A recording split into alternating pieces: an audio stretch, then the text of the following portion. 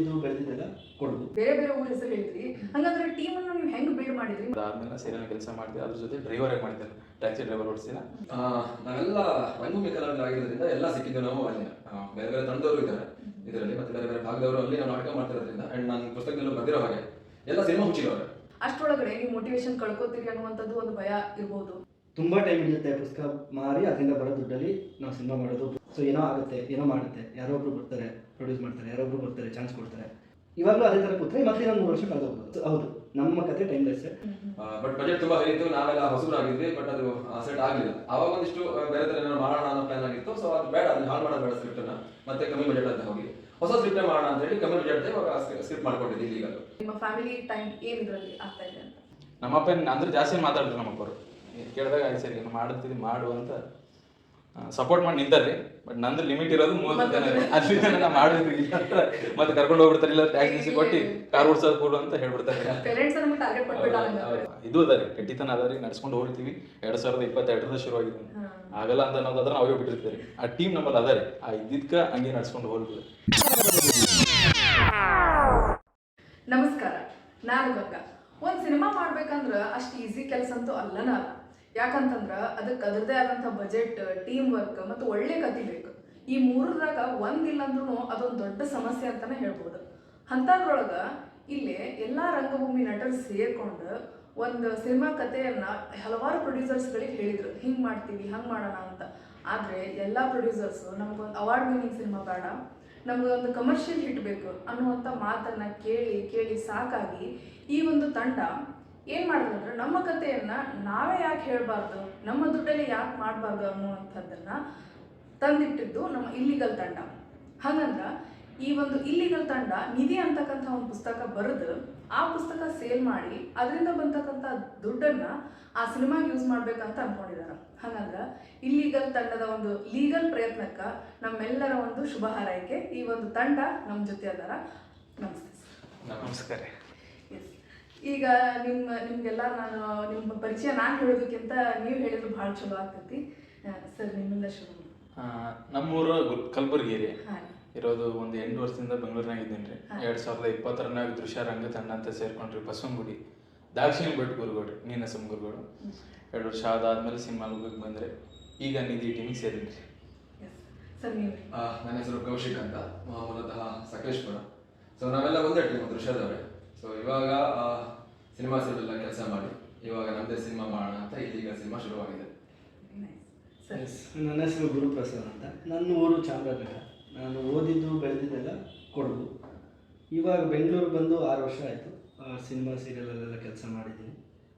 Associate director ಕೆಲಸ ಮಾಡಿದ್ದೀನಿ. ಇವಾಗ ನಿಧಿ ಟೀಮ್ ಕೆಲಸ. ಸರ್, ಈಗ ನೀವು ಬೇರೆ ಬೇರೆ ಊರ ಹೆಸರು ಹೇಳಿದ್ರಿ, ಹಂಗಂದ್ರೆ ಟೀಮನ್ನು ನೀವು ಹೆಂಗೆ ಬಿಲ್ಡ್ ಮಾಡಿದ್ರಿ ಮತ್ತು ಇಷ್ಟು ಸ್ಟ್ರಾಂಗ್ ಆಗಿರುವಂಥ ಡಿಟರ್ಮಿನೇಷನ್ ತೊಗೊಳಕ್ಕೆ ನಿಮಗೆ ಮೋಟಿವೇಶನ್ ಏನು ಸರ್? ನಾನು ಹೇಳ್ಬೇಕಂದ್ರೆ ನಾನು ಸೀರಿಯಲ್ನ ಕೆಲಸ ಮಾಡಿದ್ದಾರೆ, ರಂಗಭೂಮಿ ಅದಾದ್ಮೇಲೆ ಸೀರಿಯಲ್ನ ಕೆಲಸ ಮಾಡಿದೆ, ಅದ್ರ ಜೊತೆ ಡ್ರೈವರ್ ಆಗಿ ಮಾಡಿದ್ದಾರೆ, ಟ್ಯಾಕ್ಸಿ ಡ್ರೈವರ್ ಓಡಿಸಿದ. ಇವರು ಕೌಶಿಕ್ ಪರಿಚಯ ನಮ್ಮ ಸೀನಿಯರ್. ಇವರಾದ್ಮೇಲೆ ನಾವೇ ಬಂದಿದ್ದು ದೃಶ್ಯಕ್ಕೆ. ಕಾರ್ ಓಡಿಸೋ ಟೈಮಲ್ಲಿ ಅವಾಗ ಪ್ರೊಡ್ಯೂಸರ್ ಅಪ್ರೋಚ್ ಎಲ್ಲ ನಡೀತಿತ್ತು, ಅಲ್ಲಿಂದ ಕನೆಕ್ಷನ್ ಆಗಿದೆ ನಮ್ದು. ಅದಕ್ಕಿಂತ ಮುಂಚೆ ಐತ್ರಿ, ಮಾತಾಡ್ತಿದ್ವಿ, ಹಾಯ್ ಬಾಯ್ ಅನ್ನೋ ಥರ ಇತ್ತು, ಬಟ್ ಕ್ಲೋಸ್ ಇರಲಿಲ್ಲ ರೀ. ಈ ಸಿನಿಮಾ ಪ್ರೊಡ್ಯೂಸರ್ ಅಪ್ರೋಚ್ ಮಾಡೋ ಟೈಮಲ್ಲಿ ನನಗೊಂದು ಒಬ್ರು ಗೊತ್ತಿದ್ರು, ಅವ್ರ ಅಪ್ರೋಚ್ ಮುಖಾಂತರ ಇವ್ರು ನಾನು ಪರಿಚಯ ಆಗಿದ್ದು. ಅದಾದ್ಮೇಲೆ ಡ್ರೈವಿಂಗ್ ಎಲ್ಲ ಫೀಲ್ಡ್ ಬಿಟ್ಟು ಸಿನಿಮಾ ಸೇರಿದ್ರಿ. ಸರ್, ಟೀಮ್ ಬಿಲ್ಡಿಂಗ್ ಬಗ್ಗೆ ನಾವೆಲ್ಲ ರಂಗಭೂಮಿ ಕಲಾವಿದರಾಗಿರೋದ್ರಿಂದ ಎಲ್ಲ ಸಿಕ್ಕಿದ್ದು ನಾವು ಅಲ್ಲಿ ಬೇರೆ ಬೇರೆ ತಂಡದವರು ಇದ್ದಾರೆ ಇದರಲ್ಲಿ, ಮತ್ತೆ ಬೇರೆ ಬೇರೆ ಭಾಗದವರು ಅಲ್ಲಿ ನಾವು ನಾಟಕ ಮಾಡ್ತಿರೋದ್ರಿಂದ ಅಂಡ್ ನಾನು ಪುಸ್ತಕದಲ್ಲೂ ಬರ್ದಿರೋ ಹಾಗೆ ಎಲ್ಲ ಸಿನಿಮಾ ಹುಚ್ಚಿರೋರು. ಸೊ ಆ ಸಿನಿಮಾ ಹುಚ್ಚು ವಾಪಸ್ ಎಲ್ಲರನ್ನೂ ಕರ್ಕೊಂಡು ಬಂದು ಈ ಒಂದು ತಂಡ ಆಗಿ ಮಾಡಿ ಇವತ್ತು ನಿಲ್ಸ್ಕೊಂಡಿದೆ. ಸೊ ಅದ್ರ ಪ್ರಯತ್ನ ನಡೀತಾ ಇದೆ ಇವಾಗ. ಸರ್, ಈಗ ನೀವು ಒಂದು ಬುಕ್ಕನ್ನು ಬರೆದು ಅದನ್ನು ಮಾರಾಟ ಮಾಡಿ ನೀವು ಸಿನಿಮಾ ಮಾಡ್ತೀರಿ ಅಂತ ಏನು ಹೇಳತ್ತೀರಲ್ಲ, ಹಾಗಂದ್ರೆ ಇದಕ್ಕೆ ಭಾಳ ಟೈಮ್ ಹಿಡಿತೈತೆ ಅನ್ಕೋತೇನೆ ಸರ್. ಯಾಕಂದ್ರೆ ಈಗ ಸೇಲ್ ಮಾಡಬೇಕು, ಅಷ್ಟರೊಳಗಡೆ ನೀವು ಮೋಟಿವೇಶನ್ ಕಳ್ಕೊತೀರಿ ಅನ್ನುವಂಥದ್ದು ಒಂದು ಭಯ ಇರ್ಬೋದು. ಅಥವಾ ಈಗ ನಿಮ್ಮ ತಲೆಯಲ್ಲಿ ಒಂದು ಕತೆ ಏನಿದೆ, ಆ ಕತೆ ಹೆಂಗಂದ್ರೆ ಇನ್ನೂ 1 ವರ್ಷನೋ 2 ವರ್ಷನೋ ಬಿಟ್ಟು ನೀವು ಮಾಡ್ಬೇಕಂದಾಗ ಆ ಟ್ರೆಂಡ್ ಕಳ್ಕೊಂಡಿರುತ್ತಾ ಅಂತ ಒಂದು ಪ್ರಶ್ನೆ. ಅದರೊಳಗೆ ಹೆಂಗಂದ್ರೆ, ಹಾಗಾಗಿ ನಿಮ್ಮ ಸಿನಿಮಾ ಒಂದು ಟೈಮ್ಲೆಸ್ ಇದೆಯಾ ಸಿನಿಮಾ ಕತೆ, ಅಥವಾ ಸಿನಿಮಾ ಕಥೆಯನ್ನು ಹೇಳುವ ಶೈಲಿ ಟೈಮ್ಲೆಸ್ ಇದೆಯಾ? ಹಾಂ, ಇವಾಗ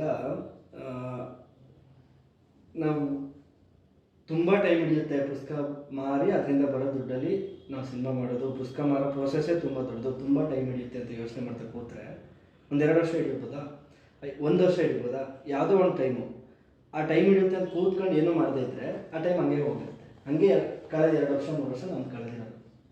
ಸೊ ಏನೋ ಆಗುತ್ತೆ, ಏನೋ ಮಾಡುತ್ತೆ, ಯಾರೋ ಒಬ್ರು ಬರ್ತಾರೆ ಪ್ರೊಡ್ಯೂಸ್ ಮಾಡ್ತಾರೆ, ಯಾರೋ ಒಬ್ರು ಬರ್ತಾರೆ ಚಾನ್ಸ್ ಕೊಡ್ತಾರೆ ಅಂತ ಕೂತು 3 ವರ್ಷ ಆಯಿತು, ಕಳೆದು ಹೋಗಿದೆ ಅದು. ಇವಾಗಲೂ ಅದೇ ಥರ ಕೂತ್ರೆ ಮತ್ತೆ ಇನ್ನೊಂದು 3 ವರ್ಷ ಕಳೆದು ಹೋಗ್ಬೋದು. ನಾವೇನೋ ಶುರು ಮಾಡಿದ್ರೆ ಆಗುತ್ತೆ ಅನ್ನೋದು ನಂಬಿಕೆ ಅಷ್ಟೇ. ಆ್ಯಂಡ್ ನಾವೇನು ನಂಬ್ಕೊಂಡಿದ್ವಿ ಅದಕ್ಕಿಂತ ಚೆನ್ನಾಗೇ ಆಗ್ತಿದೆ ಇವಾಗ. ಸೊ ಆ್ಯಂಡ್ ಸಿನಿಮಾ ಟೈಮ್ಲೆಸ್, ಹೌದು ನಮ್ಮ ಕತೆ ಟೈಮ್ಲೆಸ್ಸೇ. ಯಾವ ಕಾಲಕ್ಕೆ ಹೇಳಿದ್ರೂ ಕನೆಕ್ಟ್ ಆಗುವಂಥ ಕತೆ ಆ್ಯಂಡ್ ಒಂದು ಯೂನಿವರ್ಸಲ್ ಅಪ್ರೋಚ್ ಇರುವಂಥ ಕತೆ ಆಗುತ್ತೆ. ಸರ್, ಈಗ ನಾನು ಒಂದು ಹಂಗೆ ಹಿಂಗೆ ಆಗಿರ್ಬೋದಾ ಅಂತ ಒಂದು ಪ್ರಶ್ನೆ ಏನಂದ್ರೆ, ನಿಮ್ಮ ಕಥೆಯನ್ನು ಒಪ್ಪಿ ಪ್ರೊಡ್ಯೂಸರ್ಸ್ ಒಪ್ಕೊಂಡು ನಾ ಮಾಡ್ತೀನಿ ನೀವು ಇಲ್ಲಿಗಲ್ ಸಿನಿಮಾ ಅಂತ ಕೇಳಿದ್ರೆ ನಿಮ್ಮ ಕ್ವಾಲಿಟಿ ಏನಾದರೂ ನೀವು ಕಾಂಪ್ರಮೈಸ್ ಆಗುವಂತ ಸಂದರ್ಭ ಬರ್ಬೋದಿತ್ತ ಅಂತ ಭಯ ನಿಮ್ಗಿದೆಯಾ? ಇತ್ತ ಮುಂಚೆ ಲಾಸ್ಟ್ ಒಂದು ಕಥೆಯಲ್ಲಿ ಆಗಿತ್ತು. ನಾವು ಒಂದು ಕಥೆ ಲಾಸ್ಟ್ ಪ್ರೀವಿಯಸ್ ಆಗಿ ಒಂದು ಕತೆ ಬರ್ಕೊಂಡು ಡಿಸ್ಟ್ರಿಬ್ಯೂಟರ್ ಅಪ್ರೋಚ್ ಮಾಡಿದ್ವಿ. ಬಟ್ ಬಜೆಟ್ ತುಂಬಾ ಇತ್ತು, ನಾವೆಲ್ಲ ಹೊಸಬರಾಗಿದ್ವಿ, ಬಟ್ ಅದು ಸೆಟ್ ಆಗ್ಲಿಲ್ಲ. ಅವಾಗ ಒಂದಿಷ್ಟು ಬೇರೆ ತರ ಏನಾದ್ರು ಮಾಡೋಣ ಅನ್ನೋ ಪ್ಲಾನ್ ಆಗಿತ್ತು. ಸೊ ಅದು ಬೇಡ, ಅದನ್ನ ಹಾಳು ಮಾಡೋದು ಬೇಡ ಸ್ಕ್ರಿಪ್ಟ್ ಅನ್ನ, ಮತ್ತೆ ಕಮ್ಮಿ ಬಜೆಟ್ ಅಂತ ಹೋಗಿ ಹೊಸ ಸ್ಕ್ರಿಪ್ಟ್ ಮಾಡೋಣ ಅಂತ ಹೇಳಿ ಕಮ್ಮಿ ಬಜೆಟ್ ಇವಾಗ ಸ್ಕ್ರಿಪ್ಟ್ ಮಾಡ್ಕೊಂಡಿದ್ದೆ ಇಲ್ಲಿಗಲ್. ಸೊ ಇವಾಗ ನೀವು ಅದನ್ನ ಇನ್ಯಾರೋ ಬಂದು ನಮ್ಗೆ ಶುರು ಆದ್ಮೇಲೆ ಮತ್ತೆ ಬಂದ್ರು ಪ್ರೊಡ್ಯೂಸ್ ಮಾಡ್ತೀವಿ ನಾವು, ಏನ್ ನಿಮ್ ಸಮಸ್ಯೆ, ಏನ್ ಮಾಡ್ತೀವಿ, ಟೀಮ್ ಚೆನ್ನಾಗಿದೆ ನಿಮ್ದು, ಬನ್ನಿ ನಾವೇ ಪ್ರೊಡ್ಯೂಸ್ ಮಾಡ್ತೀವಿ ಅಂತ ಇವಾಗ ಶುರು ಆಗಿದೆ. ಅವ್ರ ಕಡೆಯಿಂದ ವಿಚಾರ ಶುರು ಮಾಡಿದ್ದಾರೆ. ಬಟ್ ನಾವೊಂದು ಜರ್ನಿ ಇದೀವಿ ಇವಾಗ, ಇಲ್ಲ ಹೊಸದೇನೋ ಮಾಡ್ತಾ ಇದೀವಿ, ಆ ಪ್ರಯತ್ನದಲ್ಲೇ ಹೋಗೋಣ. ಈಗ ನಾವು ವಾಪಸ್ ಸಿನಿಮಾ ಮಾಡಿದ್ರು ಹೊಸದಾಗಿರೋದ್ರಿಂದ ಥಿಯೇಟರ್ ಜನ ಕರ್ಕೊಂಡ್ ಬರ್ಬೇಕು, ಮತ್ತೆ ಅದೇ ಸಾಹಸ ಮಾಡ್ಬೇಕು, ನಾವು ರೋಡ್ಗೆ ಹಿಡಿಬೇಕು. ನಮ್ಗೆ ಯಾರಿಗೂ ಫೇಸ್ ವ್ಯಾಲ್ಯೂ ಇಲ್ಲ. ಅಂಡ್ ಹಂಗಾದ್ರೆ ಮತ್ತೆ 3-4 ಕೋಟಿ ಇದು ಪ್ರಮೋಷನ್ ಖರ್ಚು ಮಾಡೋಷ್ಟು ಮಾತ್ರ ದುಡ್ಡಿಲ್ಲ. ಸೊ ಹಾಗಾಗಿ ಇದೊಂದು ಪ್ರಮೋಷನ್ ನಡೀತಾ ಇದೆ. ಜೊತೆಗೆ ನಾವು ಸಿನಿಮಾ ಏನ್ ನಾವು ಪುಸ್ತಕದಿಂದ ನಮ್ದು ಸಿನಿಮಾ ಪೋಸ್ಟರ್ ಹಾಕಿರೋದ್ರಿಂದ ಒಂದು ನಮ್ ಸಿನಿಮಾ ರೀಚ್ ಆಗ್ತದೆ, ಜೊತೆಗೆ ಪ್ರಮೋಷನ್ ಆಗ್ತದೆ. ಅದ್ರ ಜೊತೆಗೆ ನಾವು ಹೊಸ ತಂಡ ಆಗಿರೋದ್ರಿಂದ ನಮ್ದೊಂದು ಇಲ್ಲಿ ಕಾಂಟೆಂಟ್ ಇದೆ, ಇದ್ರ ನಮ್ ಬರವಣಿಗೆ ಈ ಶೈಲಿ ಇರುತ್ತೆ. ಸೊ ನಮ್ಗೂ ಆ ಕೆಪಾಸಿಟಿ ಇದೆ ಸಿನಿಮಾ ಮಾಡುವಂತದ್ದು, ಒಂದ್ ಒಳ್ಳೆ ಕಾಂಟೆಂಟ್ ಇದೆ. ಸೊ ಇದನ್ನು ಓದ್ದವ್ರಿಗೆ ನಮ್ಮ ಆಡಿಯನ್ಸ್ ಆಗ್ಬೋದು, ಅವ್ರುಗಳು ಅವ್ರಿಗೆ ಇಷ್ಟ ಆದ್ರೆ ನಮ್ಮ ಆಡಿಯನ್ಸ್ ಕ್ರಿಯೇಟ್ ಆದ್ರು. ನಮ್ಮ ಸಿನಿಮಾ ರಿಲೀಸ್ ಆದಾಗ ಓಕೆ ಈ ಪುಸ್ತಕ ತಗೊಂಡಿದ್ನಪ್ಪ ಅವತ್ತು ನಾನು, ಆ ಪುಸ್ತಕ ನನಗೆ ಇಷ್ಟ ಆಗಿತ್ತು, ಸಿನಿಮಾ ಇಷ್ಟ ಆಗ್ಬೋದು ಅಂತ ಒಳಗೆ ಬರ್ಬೋದು, ಒಂದಿಷ್ಟು ಜನ ನಾವು ಒಳಗೆ ಕರ್ಕೊಂಡ್ ಬರ್ಬೋದು ಅನ್ನೋ ಒಂದು ಉದ್ದೇಶ. ಒಳ್ಳೆ ಉದ್ದೇಶ ಸರ್. ಸರ್, ಈಗ ನಿಮ್ಗೆ ಈ ಪ್ರಶ್ನೆ ಯಾಕಂತಂದ್ರ ನಮ್ ಕಡೆ ಸಿನಿಮಾ ನೋಡ್ತೀವಿ ಅಂದ್ರನ ಒಂಥರ ಅಪ್ಪ ಅಮ್ಮ ಬೈತಾರ, ಏ ಅಭ್ಯಾಸ ಮಾಡ್ರಿ ಅಂತ ಹಿಂಗೆಲ್ಲ ಹೇಳುವಂತ ಮಾತಿರ್ತೈತಿ. ಅಂತದ್ರೊಳಗೆ ನೀವು ಸಿನಿಮಾವನ್ನ ಮಾಡ್ಬೇಕಂತಂದಾಗ ನಿಮ್ಮ ಪೇರೆಂಟ್ಸ್ ಇಂದು ಅಥವಾ ಎಷ್ಟೋ ಜನ ಮದುವೆ ಆಗಿದ್ರೆ ಅವ್ರ ಹೆಂಡತಿ ಅಥವಾ ಅವ್ರ ಫ್ಯಾಮಿಲಿ ಈ ಒಂದು ಇಲ್ಲಿಗಲ್ ಅನ್ನುವಂತ ಸಿನಿಮಾ ಮಾಡಕ್ಕೆ ಏನ್ ಸಪೋರ್ಟ್ ಸರ್? ಆಮೇಲೆ ನಿಮ್ಮ ಫ್ಯಾಮಿಲಿ ಟೈಮ್ ಏನ್ ಇದ್ರಲ್ಲಿ ಆಗ್ತಾ ಇದೆ ಅಂತ? ಇಲ್ರಿ, ಅದೇ ಎಲ್ಲರೂ ಮನೆಗೆ ಇದೇ ಇರ್ತಾರೆ ಫ್ಯಾಮಿಲಿದು. ಬಟ್ ನಮ್ಮ ಮನೆಗೆ ಏನಂತಂದ್ರೆ ಅದೇ ರಿಕ್ವೆಸ್ಟ್ ಮಾಡ್ಕೊಂಡ್ರಿ, ಇಷ್ಟು ವರ್ಷ ಮಿನಿಮಮ್ ನಾನು ಲಿಮಿಟ್ ಕೊಟ್ಟಿದ್ದು 30 ವರ್ಷ ಕೊಟ್ಟಾರಿ. 30 ವರ್ಷನ ನೀನ್ ಏನಾದ್ರು ಮಾಡು ಅಂತ ಹೇಳ್ಯಾರಿ. ಏನಾಗಿತ್ತಂದ್ರ ಅಣ್ಣನ ಮದಿ ಐತ್ರಿ, ಮನ 1 ವರ್ಷ ಮೇಲೆ ಆಯ್ತು. ಮದಿ ಆಗಿದ್ಕ ನಾ ಸೇಫ್ ಇದ್ದೀನ್ರಿ, ನಾ 30ರವರೆಗೂ ನಡೀತಾರಿ. ಇಲ್ಲ ಅಂತಂದ್ರೆ ನಮ್ ಕಡೆ ಹಂಗೆ ಬೆನ್ನತ್ತ ನಿಂದಿರ್ತಾರ, ಏನ್ ಮಾಡ್ದೆ, ಏನು ಮಾಡು, ಏನ ಮಾಡು, ದುಡಿ, ಏನ ಮಾಡು ಅಂತ ಅಂತಾರ್ರಿ. ಬಟ್ ಒಂದ್ 30 ಏಜ್ ತನ ಅದಾರಿ, ಧೈರ್ಯ ಅದಾರಿ, ಇನ್ನೊಂದು ಸಪೋರ್ಟ್ ಅದಾರ ಮನೆ ಕಡೆ. ಮಾಡಲ್ತಿದೆ ನಾವು ಹೊಸದಾಗಿ ಮಾಡಲ್ತಿದ್ವಿ ಮಾಡು ಅಂತಂದ್ರೆ, ನಾವು ಸ್ಟಾರ್ಟಿಂಗ್ ಕೇಳಿದಾಗೂ ಏನು ನಮ್ಮ ಅಪ್ಪ ಕೇಳಿದ್ರಿ ಹಿಂಗೊಂದು ಸಿನಿಮಾ ಮಾಡಬೇಕು, ಸಿನಿಮಾ ಲೋಕಕ್ಕೆ ಹೋಗ್ಬೇಕು ಅಂತ ಹೇಳಿದಾಗ ನಮ್ಮ ಅಪ್ಪ ಅಂದ್ರೆ ಜಾಸ್ತಿ ಏನು ಮಾತಾಡಿದ್ರು. ನಮ್ಮ ಅಪ್ಪರು ಕೇಳಿದಾಗ ಆಯ್ತು ಸರಿ ಏನೋ ಮಾಡಲ್ತಿದ್ವಿ ಮಾಡು ಅಂತ ಸಪೋರ್ಟ್ ಮಾಡಿ ನಿಂತಾರ್ರಿ. ಬಟ್ ನಂದು ಲಿಮಿಟ್ ಇರೋದು 30 ಜನ ರೀ, ಅದ್ರಿಂದ ನಾ ಮಾಡಬೇಕು. ಇಲ್ಲ ಮತ್ತೆ ಕರ್ಕೊಂಡು ಹೋಗ್ಬಿಡ್ತಾರೆ, ಇಲ್ಲ ಟ್ಯಾಕ್ಸ್ ಗೀಸಿ ಕೊಟ್ಟು ಕಾರ್ ಓಡಿಸೋದು ಕೂಡು ಅಂತ ಹೇಳ್ಬಿಡ್ತಾರೆ. ಸರ್, ಈಗ ಕತೆನ ಒಬ್ರು ಬರ್ದಿದ್ರ ಅಥವಾ ಎಲ್ಲರೂ ಇನ್ಪುಟ್ಸ್ ತಗೊಂಡು ನೀವು ಕತೆ ಮಾಡಿದ್ರ? ಈಗ ಎರಡು ವಿಷಯ ಸರ್. ಒಂದು ನಿಧಿ ಬುಕ್ಕಿಂದ ಬರ್ದವ್ರು ಯಾರು, ಮತ್ತ ಈ ನಿಮ್ಮ ಇಲ್ಲಿಗಲ್ ಅನ್ನೋ ಕತೆನ ಒಬ್ರು ಬರ್ದಿದಾರ ಅಥವಾ ಕಲೆಕ್ಟಿವ್ ವಿಚಾರನ ಅಂತ? ಎರಡನ್ನೂ ಕಂಪ್ಲೀಟ್ ಟೀಮ್ ವರ್ಕ್ ಆಗುತ್ತೆ. ಈಗ ಅದಕ್ಕೊಬ್ಬ ಜನಕ ಬೇಕಲ್ಲ, ಸಾವಿರಾರು ಒಬ್ಬ ಆಗಿರ್ತಾರೆ. ಈಗ ಒಂದು ಥಾಟ್ ಕೊಟ್ರೆ, ಈಗ ನೀವು ಫಾರ್ ಎಕ್ಸಾಂಪಲ್ ಇಂಟರ್ವ್ಯೂ ಮಾಡೋಣ ಅಂತ ನಿಮ್ಗೆ ಒಂದು ಥಾಟ್ ಬಿಟ್ಟಿದ್ರೆ ಅದಕ್ಕೆ ಮತ್ತೆ ಇಷ್ಟು ನಿಮಗೆ ಟೀಮ್ ಬೇಕು. ಅದು ಕ್ಯಾಮ್ರಾ ಜೋಡ್ಸಕ್ಕೆ ಒಬ್ಬರು ಟೀಮ್ ಬೇಕು, ಅದನ್ನ ಎಡಿಟ್ ಮಾಡಕ್ ಟೀಮ್ ಬೇಕು, ಅದನ್ನ ಮತ್ತೆ ನೀವೇನ್ ಮಾತಾಡ್ಬೇಕಂತ ಸ್ಕ್ರಿಪ್ಟ್ ಮಾಡಕ್ ಒಂದಿಷ್ಟು ಜನ ಟೀಮ್ ಬೇಕು. ಸೊ ಈ ಟೀಮ್ ಕಂಪ್ಲೀಟ್ ವರ್ಕ್ ಟೀಮ್ ಆಗಿರುತ್ತೆ. ಈಗ ಒಬ್ರು ಥಾಟ್ಗೆ ಒಂದು ಪುಸ್ತಕ ಬರೆಯೋಣ ಅಂತ ಶುರುವಾಗಿತ್ತು. ಸೊ ಏನ್ ಬರೆಯೋಣ ಅಲ್ಲಿಂದ ಶುರುವಾದ ಟೀಮ್ ವರ್ಕ್. ಸೊ ಸಿನಿಮಾ ಕಥೆನೂ ಹಾಗೆ ಆಗುತ್ತೆ. ಈಗ ಒಬ್ಬೊಂದೊಂದು ಥಾಟ್ ಬಂದ್ರೆ ಅವ್ನು ಬಂದು ಹೇಳ್ತಾನೆ ಹಿಂಗ್ ಮಾಡಿದ್ರೆ ಹೇಗೆ ಅಂತ. ಸೊ ಇನ್ನೊಬ್ಬ ಇದಾಗಲ್ಲ, ಇನ್ನೊಂದೇನೋ ಮಾಡೋಣ ಅಂತ ಶುರು ಆಗುತ್ತೆ. ಸೊ ಅಷ್ಟು ಪ್ರೊಸೆಸ್ ಒಂದು ಟೀಮ್ ವರ್ಕ್ ಆಗಿ ನಡೆಯುತ್ತೆ. ಫ್ಲೆಕ್ಸಿಬಲ್ ಇದ್ದಾರೆ ಸರ್. ನೀವು ಈಗಲೇ ಕೇಳಿದ್ರಿ ಹೆಂಗ್ ಇದು ಕತಿ ಬಗ್ಗೆ ಕೇಳಿದಾಗ ಅವ್ರು ಡೈರೆಕ್ಟರ್ ಓಲ್ಡ್ ಟೀಮ್ ಆಗಿ ಹೇಳಿದ್ರು. ಸೊ ನಮ್ಮಲ್ಲಿ ಇದು ಅದಾರಿ, ಗಟ್ಟಿತನ ಅದಾರಿ, ನಡ್ಸ್ಕೊಂಡು ಹೋಗ್ತೀವಿ. 2022 ಶುರುವಾಗಿದೆ. ಆಗಲ್ಲ ಅಂತ ಅನ್ನೋದಾದ್ರೆ ನಾವು ಅವಾಗೇ ಬಿಟ್ಟಿರ್ತೀವಿ ರೀ. ಆ ಟೀಮ್ ನಮ್ಮಲ್ಲಿ ಅದ ರೀ, ಆ ಇದ್ದಿದ್ಕ ಹಂಗೆ ನಡ್ಸ್ಕೊಂಡು ಹೋಗ್ಲಿ. ಯಾಕೆ ನಾ ಈ ಪ್ರಶ್ನೆ ಯಾಕೆ ಕೇಳಿದ್ರಿ, ನಮ್ ಎಲ್ಲಾ ಕಡೆನೂ ಇದು ಸತ್ಯನ. ಯಾಕಂದ್ರ ಒಡ ಹುಟ್ಟಿದ ಅಣ್ಣ ತಂಗಿ ಅಕ್ಕ ತಮ್ಮ ಅವ್ರ ನಡುವನ ಏನಾದ್ರೂ ಒಂದು ಭಿನ್ನಾಭಿಪ್ರಾಯ ಬರ್ತೈತ್ರಿ.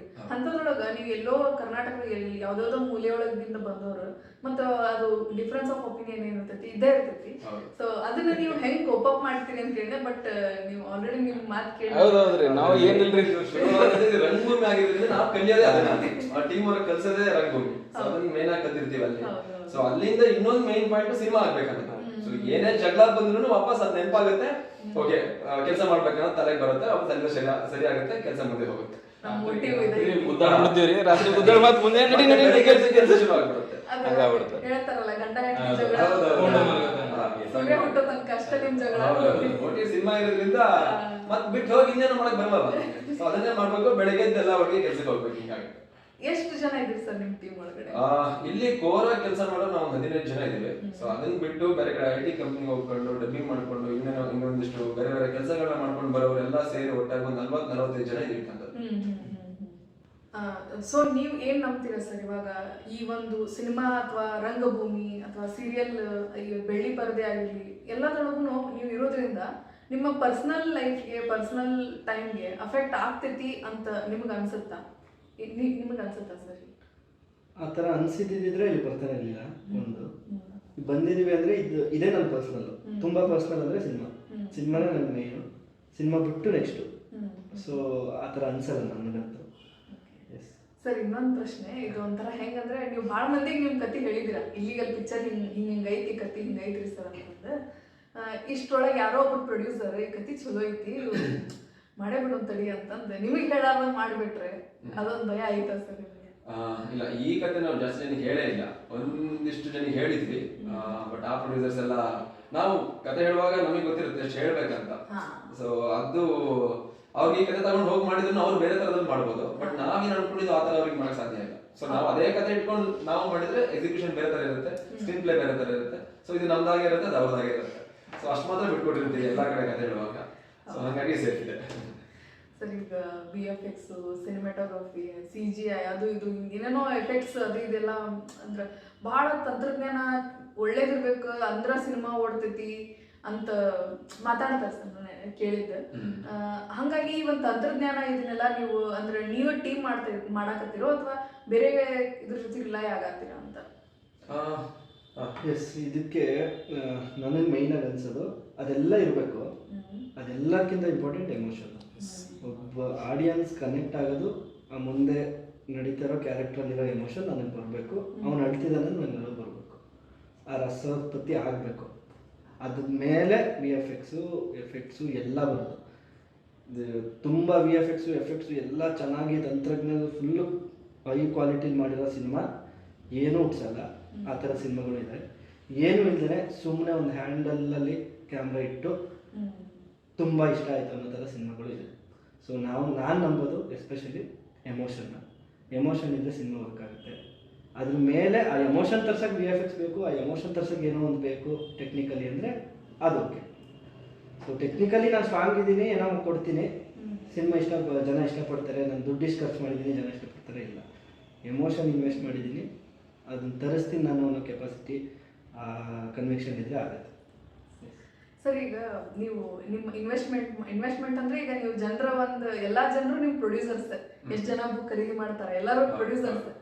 ಹಾಗಂದ್ರೆ ಈ ಸಿನಿಮಾದಿಂದ ನೀವು ಏನು ಎಕ್ಸ್ಪೆಕ್ಟ್ ಮಾಡಾಕ್ತೀರಿ ಸರ್? ನಾನು ಜೀವನದೊಳಗೆ ಸಿನಿಮಾ ಮಾಡ್ಬೇಕಂತ ಅನ್ಕೊಂಡೇನಿ ಅಂತ ಸಿನಿಮಾ ಮಾಡಾಕ್ತಿರೋ ಅಥವಾ ಕಮರ್ಷಿಯಲ್ ವೇದಾಗೂ ನನಗೆ ಇನ್ನೂ ಹೆಚ್ಚು ಸಪೋರ್ಟ್ ಬರಲಿ, ಸೊ ದಟ್ ನಾನು ಮುಂದೆ ಇನ್ನೊಂದು ಪಿಕ್ಚರ್ ಮಾಡ್ತೀನಿ, ಇನ್ನೂ ಜನರಿಗೆ ಒಳ್ಳೊಳ್ಳೆ ಮೆಸೇಜ್ ಕೊಡ್ತೀನಿ ಅಂತ ಅನ್ಕೊಂಡಿದ್ರೆ ಏನು ಅನ್ಕೊಂಡಿದ್ದೀರಿ ಸರ್? ಇದು ಆರ್ಟ್ ಎಲ್ಲಿವರೆಗೆ ಅಂದ್ರೆ ಒಂದು ಸಿನಿಮಾ ರೆಡಿ ಆಗೋರ್ಗೆ ಅಷ್ಟೇ. ಅದಾದ ಹೊರಗಡೆ ಕಂಪ್ಲೀಟ್ ಬಿಸ್ನೆಸ್. ಈಗ ವಾಪಸ್ ನಾವು ಕಲಾವಿದರು ಯಾರೇ ಆಗಿರ್ಲಿ ಮತ್ತು ದುಡ್ಡಂತೂ ಬೇಕೇ ಅಂಡ್ ವಾಪಸ್ ನಾನು ನೆಕ್ಸ್ಟ್ ಸಿನಿಮಾ ಮಾಡ್ಬೇಕಂದ್ರೆ ನನಗೆ ದುಡ್ಡು ಬೇಕು. ನಾನು ವಾಪಸ್ ಇಲ್ಲಾಂದ್ರೆ ವಾಪಸ್ ಇನ್ನೊಂದಿನ ಬುಕ್ ಬರ್ದು ಮಾಡಕ್ ಆಗಲ್ಲ. ಇದೊಂದೇ ಸಲ ಅಟೆಂಪ್ಟ್ ಇದೆ. ಸೊ ಹಾಗಾಗಿ ನಾವು ಕಮರ್ಷಿಯಲ್ ಆಗಿ ಥಿಂಕ್ ಮಾಡಬೇಕು. ಅಟ್ ಲೀಸ್ಟ್ ಇಷ್ಟು ಜನ ವಾಪಸ್ ಇನ್ನೊಂದು ಸಿನಿಮಾ ಮಾಡೋದು ದುಡ್ಡು ಅಷ್ಟಾದ್ರೂ ನಾವು ಕಮರ್ಷಿಯಲ್ ಯೋಚನೆ ಮಾಡಲೇಬೇಕು, ದುಡ್ಡು ಮಾಡಲೇಬೇಕು. ಸೊ ಆ ನಿಟ್ಟಲ್ಲಿ ಇದು ಕಮರ್ಷಿಯಲ್ ಅಂಡ್ ಕಮರ್ಷಿಯಲ್ ಸಿನಿಮಾ ಇದು. ಸರ್ ಈಗ ಇನ್ನೊಂದೇನಂತಂದ್ರೆ ಈಗ ಒಂದ್ ಸ್ವಲ್ಪ ದಿನದೊಳಗೆ ನೀವು ಒಂದ್ ಒಳ್ಳೆ ಅಮೌಂಟ್ ನಿಮಗೆ ಸಿಗುತ್ತೆ ಈ ಫಿಲ್ಮ್ ಬುಕ್ಸ್ ಎಲ್ಲ ಮಾರಿದ್ಮೇಲೆ ನಿಮ್ ನಡಕನ ನೀವು ಸ್ಟಾರ್ಟ್ ಮಾಡ್ತೀರಾ ಅಥವಾ ಇಲ್ಲ ನಮ್ ಟಾರ್ಗೆಟ್ ಏನೈತಿ ಎಲ್ಲಾ ಬುಕ್ ಸೇಲ್ ಮಾಡೇನ ನಾನು ಶುರು ಮಾಡ್ತೀನಿ ಅಂತ ಧೋರಣೆ ಆಯ್ತಾ ನಿಮ್ಗೆ ಏನೈತಿ ನಿಮ್ ವಿಚಾರ ಅಂತ? ನಮ್ದೊಂದು ಬಜೆಟ್ ಬೇಕಂತ ಇಷ್ಟಿದೆ. ಸೊ ಆ ಬಜೆಟ್ ನಮಗೆ ಸಿಗೋವರೆಗೂ ನಾವು ಅದನ್ನ ರೀಚ್ ಮಾಡಿಸೋವರೆಗೂ ಆ ಪ್ರಯತ್ನದಲ್ಲಿ ಇರ್ತೀವಿ. ಒಂದ್ಸಲ ನಮಗೆ ಆ ಬಜೆಟ್ ಬಂತಪ್ಪ ಅಂತಂದ್ರೆ ನಾವು ಕಂಪ್ಲೀಟ್ ವಾಪಸ್ ಎಲ್ಲಾನು ಪ್ಯಾಕ್ ಮಾಡಿ ಇದನ್ನ ತಲುಪಿಸಕ್ಕೆ ಬೇರೆ ಏನು ವ್ಯವಸ್ಥೆ ಮಾಡಬೇಕು ಆ ವ್ಯವಸ್ಥೆಗೆ ಹೋಗಿ ಇನ್ನು ವಾಪಸ್ ಕಂಪ್ಲೀಟ್ ನಮ್ಮ ಸಿನಿಮಾ ಏನ್ ಕೆಲಸ ಇತ್ತು ಕಂಪ್ಲೀಟ್ ಸಿನಿಮಾ ಕೆಲಸ ನೋಡ್ಕೊಂಡ್ಬಿಡ್ತೀವಿ. ಅಂದ್ರೆ ಸರ್ ನಿಮ್ಗೆ ಎಷ್ಟು ಸಿನಿಮಾದ ಮೊತ್ತ ಬೇಕು ಅಷ್ಟೇ ಬುಕ್ಸ್ ಪ್ರಿಂಟ್ ಮಾಡತ್ರು ಅಥವಾ ಅದಕ್ಕಿಂತ ಹೆಚ್ಚಿನ? ಯಾಕಂದ್ರೆ ಸಾಹಿತ್ಯ ಲೋಕದೊಳಗ ಎಷ್ಟು ಪುಸ್ತಕಗಳು ಬರ್ತಾವ ಎಷ್ಟು ವಿಚಾರಗಳು ಬರ್ತಾವ ಅಷ್ಟು ಕಡಿಮೆನೆ ಸಾಹಿತ್ಯ ಲೋಕದೊಳಗ. ಈ ಒಂದು ಕೊಡುಗೆ ನೀವೇನ್ ಕೊಡಾಕತ್ತೀರಿ ಇದು ಈ ಸಿನಿಮಾ ಅಷ್ಟ ಸೀಮಿತನ ಅಥವಾ ಪ್ರತಿಯೊಬ್ಬರ ಜೀವನದಲ್ಲಿ ಏನಾದ್ರು ಒಂದು ವ್ಯಾಲ್ಯೂ ಅಡಿಷನ್ ಮಾಡುತ್ತಾ? ಪುಸ್ತಕ ನಾವು ಸುಮ್ ಬರ್ದಿಲ್ರಿ, ಅಂದ್ರ ಇದು 2 ವರ್ಷ ಶ್ರಮ ಅಂತ ಹೇಳ್ಬೇಕಲ್ಲ, ಸುಮ್ ಕೂತ್ ಮಾಡಿದಲ್ರಿ. ಪ್ರತಿಯೊಂದು ವಿಚಾರ 5 ಕತಿ ಬರಿದ್ರಿ. ಕರ್ನಾಟಕದ ಎಲ್ಲಾ ಕಡೆ ಹೋಗಿ ಅಜ್ಜಿ ಹೇಳ್ತಿದ್ದ ಕತಿ, ಅವ್ರು ಹೇಳ್ತಿರೋ ನೀತಿಗಳನ್ನ ಇಟ್ಕೊಂಡು ಬರ್ದಿರುವಂತದ್ರಿ. ಮತ್ತು ಒಂದೊಂದು ಜಾನರ್ ಬರ್ದಿವ್ರಿ ನಾವು 10 ವರ್ಷದಿಂದ 60 ವರ್ಷ. ಎಲ್ರಿಗೂ ಓದ್ಲಿ ಪುಸ್ತಕ ತಲುಪಲಿ. ಈಗ ಒಬ್ಬೊಬ್ರು ಹೇಳ್ತಾರ ಇಲ್ಲ ನಾನು ಓದುವಂಥ ಪುಸ್ತಕ ಅಲ್ಲ, ನಾನು ಒಬ್ರು ಈಗ ಮನೆ ಹೇಳಿದ್ರೆ ಇಲ್ಲ ನಾನು ಬರೀ ಕಾದಂಬರಿ ಓದ್ತೀನಿ ಅಂತ ಹೇಳಿದ್ರು. ಬಟ್ ನೀತಿಗಳನ್ನ ಓದಲ್ರಿ. ಯಾಕಂದ್ರೆ ಈಗ ಅಜ್ಜಿ ಹೇಳೋ ಕಥೆಗಳನ್ನ ನಮ್ಮ ಜನ್ರೇಷನ್ ಲಾಸ್ಟ್ ಮೇ ಬಿ ಮುಂದೆ ಹೇಳೋರು ಸಿಗ್ತಾರೋ ಇಲ್ಲ, ಹೇಳೋರಿದ್ರು ಮೊಮ್ಮಕ್ಕಳು ಇರ್ತಾರೋ ಇಲ್ಲ, ಕೇಳೋರು ಅಂದ್ರೆ ಅಷ್ಟು ರೀಲ್ಸ್ನೇ ತಿಕ್ತಿರ್ತಾರೆ. ಸೊ ಹಂಗಾಗಿ ನಾವು ಆ ಜನರ್ ಮಾಡಿದ್ರೆ 10 ವರ್ಷದಿಂದ 60 ವರ್ಷ ಎಲ್ರು ಓದ್ಲಿ, ಎಲ್ರಿಗೂ ನೀತಿ ಕತಿ ಬರ್ರಿ. ಒಂದೊಂದು ಜನರು ಒಂದೊಂದು ಆ ಏಜ್ 10 ವರ್ಷದವನಿಗೆ ಅವ್ನಿಗೆ ಏನು ಅರ್ಥ ಆಗ್ಬೇಕು, ಅವ್ನಿಗೆ ಚಂದಮಾಮನ ಕತಿ ಹಿಂಗಿರ್ತದ ಒಳ್ಳೆ ದಾರಿಯಿಂದ ಹೋಗ್ಬೇಕಂತ ಅಷ್ಟೇ ಹೇಳ್ಬೇಕ್ರಿ ಅವ್ನಿಗೆ. ಅವ್ನಿಗೆ ಹೋಗಿ ಲವ್ ಸ್ಟೋರಿ ಹೇಳ್ದ, ಜೀವನ ಬಗ್ಗೆ ಹೇಳ್ದಂದ್ರೆ ಹಿಂಗೆ ನೋಡ್ದೆ ನಾವು ಏನು ಹೇಳಕತ್ತಾರ ಇವರು ಅಂತ. ಮತ್ತು ನಮ್ಮ ಏಜವ್ರಿಗೆ ಒಂದು ಕತಿ ಏನು ಲವ್ ಸ್ಟೋರಿ ಒಂದು ಬಂದ್ರೂ ಏನು ಜೀವನದಾಗ ಏನು ಮಾಡಬೇಕು, ಯಾವ್ದು ಸ್ಟೇಬಲ್ ಆಗಿರ್ಬೇಕು, ಅದು ಒಂದು ಕತಿ ಬರೀ. ಕೊನೆ ಏಜಿಗೆಲ್ಲ 60 ವರ್ಷದವರೆಲ್ಲ ಲೈಫ್ ನೋಡಿರ್ತಾರೆ, ಏನು ಲೈಫ್ ಎಲ್ಲ ಕಂಡಿರ್ತಾರೆ. ನಾವನ್ನ ಆ ಸ್ಟೇಜ್ ಒಳಗೆ ನಾವು ನೋಡಿರ್ತೀವಿ ಏನೇನು ಲೈಫ್, ಯಾವ್ದು ಎಂಡ, ಕೊನೆಯಲ್ಲಿ ಏನೂ ಇಲ್ಲ ಅಂತ ಗೊತ್ತಾಗುತ್ತೆ. ಆ ಏಜ್ವರೆಗೂ ಒಂದು ಬರ್ತಾರೆ ನಮ್ಮ ಡೈರೆಕ್ಟರ್. ಏನೂ ಇಲ್ಲ, ಯಾವ್ದು ಮೇಲೆ ಹೋರಾಡ್ತೀವಿ, ಜೀವನ ಮೇಲೆ ಇಲ್ಲ, ದುಡ್ಡಿಗೋಸ್ಕರ ಇಲ್ಲ, ಟೈಮ್ಗೋಸ್ಕರ ಯಾವ್ದಕ್ಕೂ ಹೋರಾಡ್ತೀವಿ, ಯಾವುದೂ ಇಲ್ಲ ಶಿವನ. ಕೊನೆಗೆ ಎಲ್ಲವೂ ಬಿಟ್ಟು ಹೋಗೋದೇ ಇದೆ. ಆ ಜನರಿಗೆ ಎಲ್ಲ ಜನರಿಗೆ ಅನ್ವಯಿಸ್ಲಿ ಅಂತ ಬರ್ತೀನಿ. ದುಡ್ಡು ಬರಗಾರ ಅಂತಲ್ರಿ, ಬಟ್ ಈ ಬರ್ದಿರೋ ರೇಂಜಿಗಂತೂ ಸಾಹಿತ್ಯ ಲೋಕಕ್ಕೆ ಒಂದೇನೋ ಕೊಟ್ಟಾರ. ನಮ್ಮ ಅನ್ಸಿಕೆ ಪ್ರಕಾರ, ನಾವು ಓದಿ ಪ್ರಕಾರ ನಾವು ತಿಳ್ಕೊಂಡು ಜರ್ನಿ ಮಾಡಿದ ಪ್ರಕಾರ. ಇನ್ನು ನಾವು ಇದನ್ನ ನಾವು ಹೇಳೋದ್ಕಿಂತ ಅವ್ರು ಹೇಳ್ಬೇಕು. ಈಗ ಓದೋರು ಅದನ್ನ ಹೇಳ್ಬೇಕು, ಯಾವ ಥರ ಬರ್ದಾರ, ಇಲ್ಲ ಎಲ್ಲ ಜನರಿಗೂ ಅನ್ವಯಿಸಂಗ್ ಬರ್ದಾರ ಅಂತಂದ್ರೆ ಅವ್ರು ಹೇಳಿದ್ದು ನಮ್ಗೆ ಖುಷಿ ಆಗ್ತದೆ. ನಮ್ಮ ಬುಕ್ಗಿಂತ ನಾವು ಹೇಳ್ಕೊಂಡ್ರೆ ಅವ್ರು ಹೇಳೋದಕ್ಕೂ ಸ್ವಲ್ಪ ಡಿಫ್ರೆನ್ಸ್ ಇರ್ತದೆ. ಸರ್ ಈಗ ಸಿನಿಮಾ ಲೋಕ ಅನ್ನೋದು ಬಹಳ ಹೆಂಗಂತಂದ್ರ ಖುಷಿ ಕೊಡುತ್ತೆ. ಒಂದ್ ಸಣ್ಣವ್ರಿಗೆ ಹೇಳ್ಕೊಂಡು ದೊಡ್ಡವ್ರ ತನ ನಾವು ಮ್ಯಾಜಿಕ್ ಅಜ್ಜಿ ನೋಡ್ತಿದ್ವಿ ಟಿವಿ ಒಳಗೆ, ನಮ್ಗೇನೋ ಖುಷಿ. ಆಮೇಲೆ ಸಿಂಹದ ಮರಿ ಸೈನ್ಯ ಇವೆಲ್ಲ ಆ ಟೈಮ್ ಒಳಗೆ ನಮ್ಗೆ ಇನ್ಸ್ಪಿರೇಷನ್. ಈ ಹೌದಲ್ಲ, ನಾನು ಹಿಂಗೆ ಮಾಡ್ಬೇಕಲ್ಲ, ನಾನು ಹಿಂಗೆ ಸಾಧನೆ ಮಾಡ್ಬೇಕಂತ. ಹಂಗೆ ಎಲ್ಲರಿಗೂ ಒಂದೊಂದು ಇನ್ಸ್ಪಿರೇಷನ್ ಅಂತ ಇರುತ್ತೆ ಸರ್. ಹಂಗೆ ನಿಮ್ಮೆಲ್ಲರಿಗೂ ಯಾರು ಈಗ ಪ್ರತಿಯೊಬ್ಬರಿಗೂ ವೈಯಕ್ತಿಕ, ಸೊ ನಿಮ್ಗೆ ಯಾರು ಇನ್ಸ್ಪಿರೇಷನ್ ಸಿನಿಮಾ ನೋಡಾಕ ಮಾಡಾಕ? ನನಗೆ ಸಿನಿಮಾನೇ ಇನ್ಸ್ಪಿರೇಷನ್. ಚಿಕ್ಕದ್ರಲ್ಲಿ ಸಿನಿಮಾ ನೋಡುವಾಗ ಒಂದು ವಾವ್ ಫೀಲ್ ಇರುತ್ತೆ ಗೊತ್ತಾ, ಆ ಫೀಲ್ ಇರ್ತಿತ್ತು. ಆ್ಯಂಡ್ ಇವಾಗ ಸ್ಟಾರ್ಟಿಂಗ್ ಟಿ ವಿಲೇ ನೋಡಿದ್ದಲ್ವಾ, ಸೊ ಟಿ ವಿಲಿ ಯಾವ ಇನೋಷನ್ಸ್ ಅಂದರೆ ಟಿ ವಿ ಹಿಂದೆ ಯಾರೋ ಇದ್ದಾರೆ, ಅವ್ರು ಡ್ಯಾನ್ಸ್ ಮಾಡ್ತಿದ್ದಾರೆ, ಇಷ್ಟು ಬೇಗ ಹೆಂಗೆ ಡ್ರೆಸ್ ಚೇಂಜ್ ಮಾಡಿದ್ರು, ಆ ಇನೋಸೆನ್ಸಿಂದ ಸಿನಿಮಾದು ವಾವ್ ಅನ್ನೋದು ಶುರುವಾಗಿದ್ದು. ಹೋಗ್ತಾ ಹೋಗ್ತಾ ಸ್ಟೇಜ್ ಬೈ ಸ್ಟೇಜು ಸಿನಿಮಾ ಬಗ್ಗೆ ಗೊತ್ತಾಯಿತು.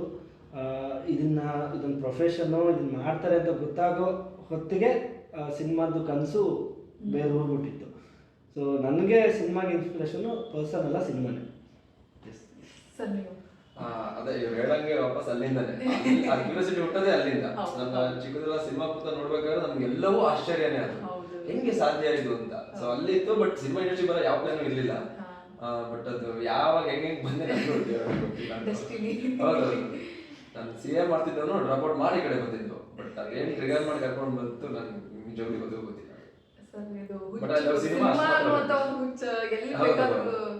ಅದೊಂದು ಲವ್ ಅಂತ ಹೇಳೋದ್ರ ಮೇಲೆ ಅದು ಅಷ್ಟು ಮಾತ್ರ ಗೊತ್ತು, ಬಟ್ ಇನ್ನು ಅದ್ರ ಮೇಲೆ ಅಷ್ಟೇ ಏನು ಗೊತ್ತಿಲ್ಲ. ನಿಮ್ದು one sided love, two sided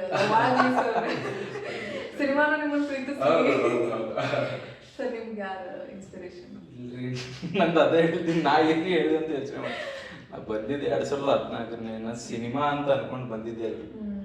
ಅಲ್ಲಿ ನಮ್ಮ ಊರ್ ಕಡೆ ಹೆಂಗ್ ಓಡಾಡಾಗ್ಬಿಡ್ತೀವ್ರಿ ನಾವು, ಓದಿಲ್ಲ ಅಂತಂದ್ರೆ ನೆಕ್ಸ್ಟ್ ಓಡಾಡಾಗದೆ ನಮ್ ಕೆಲಸ. ಹಂಗಾಗಿ ಹೆದರ್ಕೊಂಡು ಬಂದಿದ್ರಿ ನಾ ಬೆಂಗಳೂರಿಗೆ. ಇಲ್ಲ ಆರಾಮಾಗಿ ಕೆಲಸ ಮಾಡ್ಕೊಂಡಿರಾಮ್, ಟ್ಯಾಕ್ಸಿ ಓಡಿಸ್ಕೊಂಡಿರಾಮಿ ಅನ್ನೋ ಥಾಟ್ನಾಗೆ ಬಂದಿದ್ದೆ. ಅದಾದ್ಮೇಲೆ ಮತ್ತೆ ಬಂದ್ರಿ ಇಲ್ಲಿ ಬಂದು ಮತ್ತೆ ನಮ್ಮ ಊರಿಗೆ ಹೋದ, ಏನೇನು ಇನ್ಸಿಡೆಂಟ್ಸ್ ಮತ್ತೆ ಅಲ್ಲಿ ಬಂದ ಇಲ್ಲಿ ಬಂದ. ಲಾಕ್ಡೌನಿಗೆ ಬಂದಿದ್ದು ನನ್ರಿ ಇದು, ಇಲ್ಲ ಏನೋ ಮಾಡ್ಬೇಕು ಅಂತ ಬಂದಾಗ, ಇಲ್ಲ ನಾನು ಮುಂಚೆನೇ ಇರ್ಲಿಲ್ರಿ ನಂಗೆ ಸಿನಿಮಾನೇ ಬರ್ಬೇಕು, ನಂಗೆ ಹೀರೋನೇ ಅವು ಏನೂ ಇಲ್ರಿ. ಈಗಲೂ ಹೀರೋ ಆಗ್ಬೇಕಂತ ಏನಿಲ್ರಿ, ಬಟ್ ಐಡಿಯಾ ಇರಲಿಲ್ರಿ ಇದನ್ನೇ ಬರ್ಬೇಕಂತ. ರ್ಯಾಂಡಮ್ ಆಗಿ ಬಂದಿದ್ರಿ, ರ್ಯಾಂಡಮ್ ಆಗಿ ಸೇರ್ಕೊಂಡ್ರಿ, ರಂಗಭೂಮಿ ಸೇರ್ಕೊಂಡ. ಅದನ್ನ ಇಲ್ಲಿ ಅಂದ್ರೆ ಬೇರೆ ಯಾವ ಕೆಲಸನೂ ಕಂಟಿನ್ಯೂ ಆಗಿಲ್ಲ, ಬಟ್ ಇದು ಒಂದು 3-4 ವರ್ಷಲೇ ಕಂಟಿನ್ಯೂ ಆಲ್ತ್ರಿ. ಹಂಗಾಗಿ ಅದ್ರ ಮೇಲೆ ಹೋಗ್ತೀನಿ. ಬಟ್ ಇದು ಇನ್ಸ್ಪಿರೇಷನ್ ಅಂತ ಏನಿಲ್ಲ.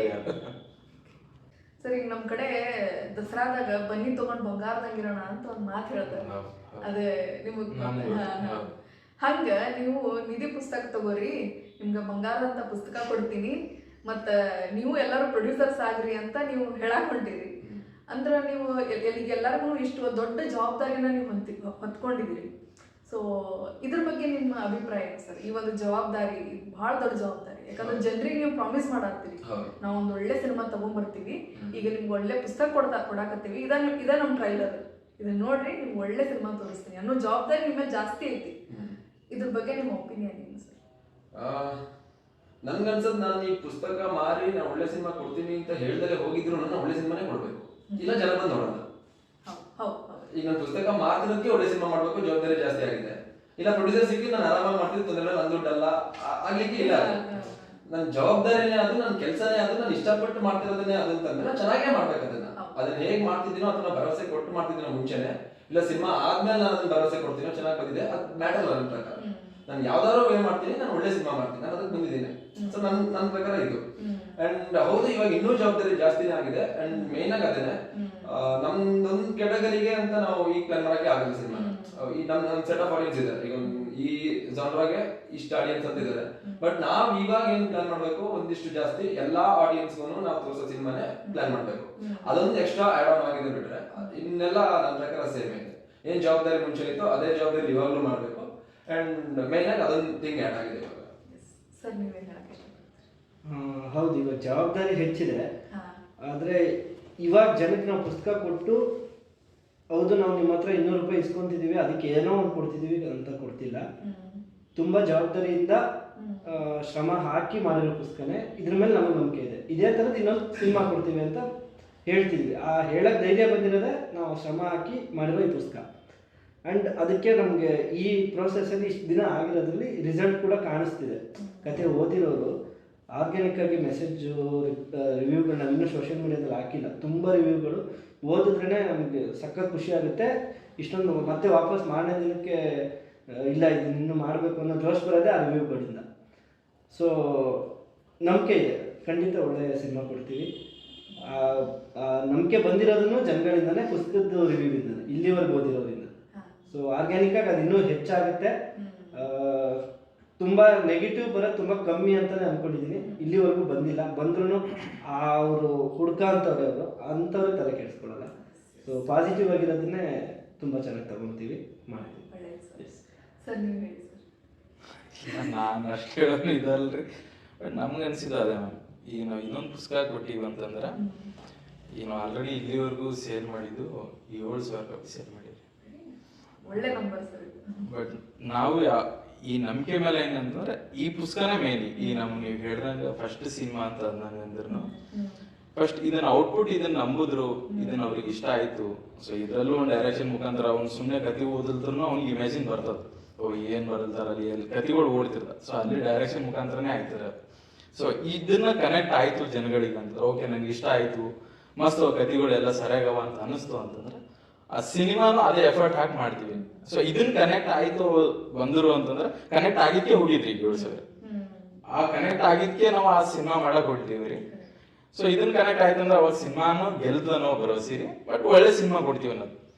ಏನೇ ನಾವು ಮಾಡಿದ್ರು, ಎಷ್ಟೇ ಆಡಂಬರ ಮಾಡಿದ್ರು, ಏನೇ ಮಾಡಿದ್ರು ಕೊನೆಗೆ ರಿಸಲ್ಟ್ ಅವ್ರೇ ಹೇಳ್ಬೇಕು. ಏನನ್ನೋದು ಅವ್ರು ಹೇಳ್ಬೇಕು. ನಾವು ಎಷ್ಟೇ ಡೈರೆಕ್ಟರ್ ಎಂತ ಡೈರೆಕ್ಟರ್ ಏನೇ ಮಾಡ್ತಿದ್ರು ಮನೆ ಫೈನಲ್ ರಿಸಲ್ಟ್ ಕಾಯ್ತಿರ್ತಾನೆ ಅವ್ರು ಏನ್ ಹೇಳ್ತಾರ ಆಡಿಯನ್ಸ್ ಅಂತ. ಯಾಕಂದ್ರೆ ಇವನ್ ಥಾಟೇ ಬೇರೆ ಇರ್ತದೆ, ಇವನ್ ಯೋಚನೆ ಮಾಡೋ ರೀತಿನೇ ಇವನ್ ಡೈರೆಕ್ಷನ್ ಬೇರೆ ಇರ್ತದೆ. ಬಟ್ ಅವ್ರು ಡೈರೆಕ್ಟರ್ ಮಾಡ್ಬೇಕಾಗಿರೋದನ್ನ ಎಲ್ಲರೂ ಆಡಿಯನ್ಸ್ ಇಂದ ಡೈರೆಕ್ಷನ್ ಮಾಡ್ಬೇಕಾಗಿರ್ತದೆ. ಸೊ ಹಂಗಾಗಿ ಒಳ್ಳೆ ಸಿನಿಮಾ ಕೊಡ್ತೀವಿ ನಾವು ಭರವಸೆ ಮೇಲೆ ಕೊಡ್ತೀವಿ 100%. ಇಷ್ಟು ಒಂದು ಪುಸ್ತಕ ಬರೆದು ಮಾರಿ ಒಂದು ಫಿಲ್ಮ್ ಮಾಡ್ತೀನಿ ಅಂತ ಅನ್ಕೊಂಡಿರಲ್ಲ, ಈ ಥಾಟ ಬಹಳ TDS ಇದೆ, ಅಂದರೆ ಡಿಟರ್ಮಿನೇಷನ್ ಭಾಳ ಇಂಪಾರ್ಟೆಂಟ್. ನೀವು 15 ಜನ ಅದೀವಿ, ಒಬ್ರದ್ದು ಮೋಟಿವೇಶನ್ ಕಡಿಮೆ ಆದಾಗ ಇನ್ನೊಬ್ರು ಕೋಪಪ್ ಮಾಡಿ ನಿಮ್ದೇನು ಟೀಮ್ ವರ್ಕ್ ಐತಿ ಅದು ಭಾಳ ಮುಖ್ಯ ಆಗ್ತೈತಿ. ಸೊ ಇಷ್ಟು 1.5 ವರ್ಷ 2 ವರ್ಷದ ಹಿಂದಿನ ವಿಚಾರನ ನೀವು ಇಲ್ಲಿ ಮಟ್ಟ ತಂದು ಸಾಕಾರಗೊಳಿಸಿರಿ ಅಂದ್ರೆ ನೀವು ಫಿಲ್ಮು ಒಳ್ಳೆ ಸಿನಿಮಾ ಕೊಡ್ತೀರಿ ಅಂತ ನಾನು ನಂಬ್ತೀನಿ. ಇಲ್ಲಿಗಲ್ ಅನ್ನುವಂಥ ಸಿನಿಮಾನ ಲೀಗಲ್ ವೇದಾಗ ನೀವು ಸ್ವಂತ ಮಾಡ್ಬೇಕಂತ ಅನ್ಕೊಂಡಿರಿ. ನಿಮ್ಮ ಒಂದು ಟೀಮ್ಗೆ ದ ಮೂವಿ ಟ್ರಕ್ ಯೂಟ್ಯೂಬ್ ಚಾನಲಿಂದ ಏನಂತಂದ್ರೆ ಶುಭ ಹಾರೈಸ್ತೀನಿ. ನಿಮಗೆ ಒಳ್ಳೇದಾಗಲಿ. ಹೀಗೆ ನಮ್ಮ ಕನ್ನಡದೊಳಗೆ ಕಂಟೆಂಟ್ ಇರೋ ಓರಿಯೆಂಟೆಡ್ ಸಿನಿಮಾಗಳು ಕಡಿಮೆ ಅಂತ ಹೇಳ್ತಾರೆ. ನಿಮ್ಮ ಒಂದು ಇಲ್ಲಿಗಲ್ ಸಿನಿಮಾದೊಳಗೆ ನಾವು ನಂಬಿಕೆ ಇಡ್ತೀವಿ. ಒಳ್ಳೇದಾಗಲಿ ಅಂತ ಹೇಳ್ತೀನಿ ಸರ್. ಧನ್ಯವಾದಗಳು ಇವತ್ತು. Thank you.